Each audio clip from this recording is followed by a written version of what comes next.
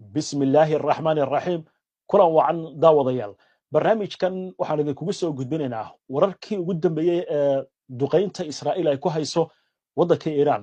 waxaa soo baxaysa faahfaahin dheeraad ah oo ku aadan goobaha la duqeeyay iyo weliba sidoo kale saraakiil hor leh oo la xaqiijiyay geeridooda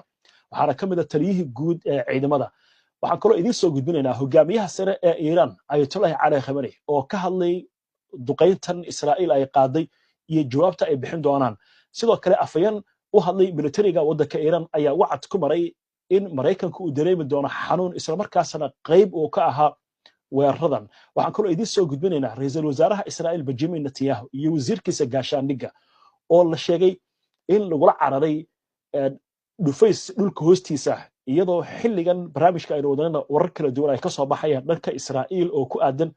diyaaradihii shirkadda diyaaradaha ee Israa'iil in loo qaaday wadamo dibadda ah waxaa ka mid ah xitaa diyaaradii qaaska ahayd ee Netanyahu waxaan kaloo eegi doonaa goobaha la duqeeyey xarunta nuclearka Iran iyo weliba saldhigyo lagu soo warramayo in la duqeeyey iyadoo duqeyntii saddexaadna imika ay socoto waxaan eegi doonaa xaaladan iyo wararkii ugu dambeeyey iyo saraakiisha Iran laga dilay ilaa hadda inta la xaqiijiyey gudaha Israa'iilna waxaa soo baxay warar kala duwan oo la xiriira in xaalad degdeg ah lagu dhawaaqay isla markaasna Israa'iil waxay sheegaysaa inay filayso maalmo adag inay soo socdaan macluumaadkaasi iyo wararkii ugu dambeeyay ayaan barnaamijkan idinkugu haynaa internet plus waa adeeg ay macaamiishu ka heli karaan internet fiber ah oo xawaarihiisu yahay 20 megabytes per second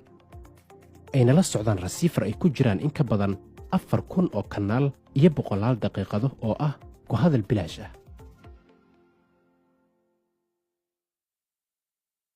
maxamed cadde oo macluumaadkan iyo wararkan isha ku haya isla markaasna xaaladda ugu dambaysa nala socodsiinaya ayaa qadka ku jira maxamed bal horta intaanan u imaan wararka kale dhanka Iran ilaa hadda maxaynu war ka haynaa gaar ahaan hogaamiyaha sare ee Iran hogaamiyaha ruuxiga ee waddanka Iran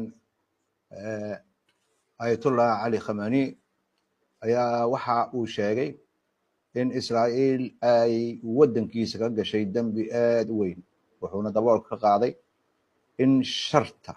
ay ku tala jirto Israa'iil oo ay ku weerartay